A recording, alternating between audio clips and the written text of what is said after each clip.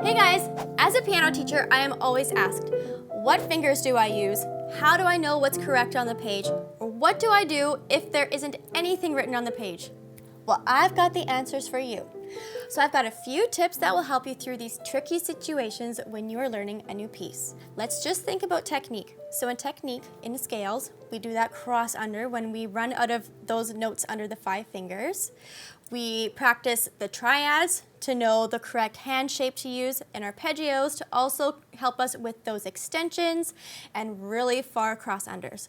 So I'm going to walk you through a song and show you how thinking about all of this will help you with preparing for what's ahead. So the first thing you do is start with your first note.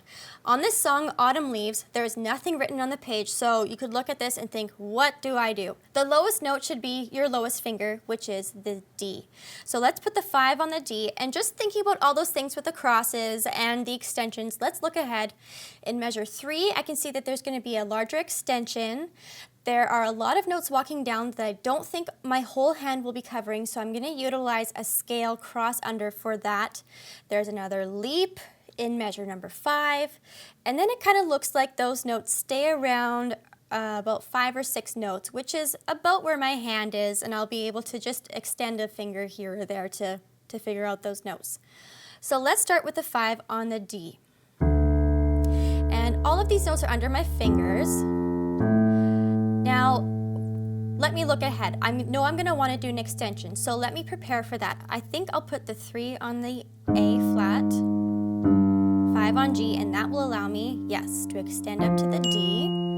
And now I'm looking ahead again. I know I want to do that cross under, so I'm going to stick with my 2 on the D, D flat, and here is, I think, where I want to do the cross under.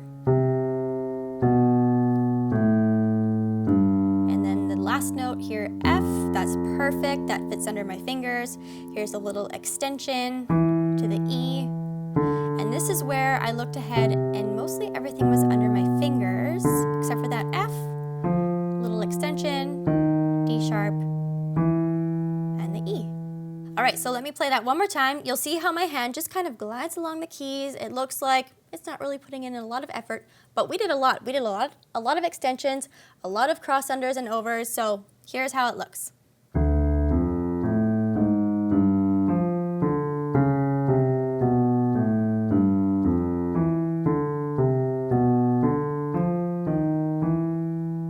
So that looked pretty effortless, but remember, we did a lot of preparing. We figured out where those finger extensions and cross unders needed to be. So now let's look at the right hand. Same type of thing. Our starting note is A. We're not moving down, we're moving up. So let's start with our thumb on the A, and then we have just a little step, and this F just needs a little pinky extension. So that brings me to my one other point, is when you're figuring out what fingers to use, utilize your whole arm. If we were playing this, and the pinky needed to be stretched out, that can create finger and hand tension.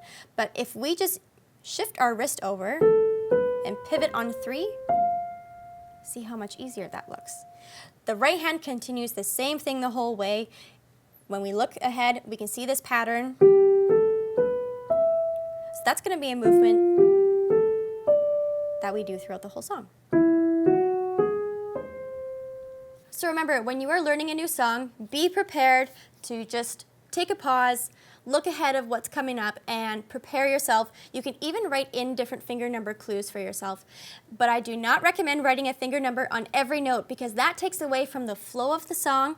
Your hands might not even be on the notes that are supposed to be played. So just write in where there is a cross under or over, or where there's maybe a hand movement.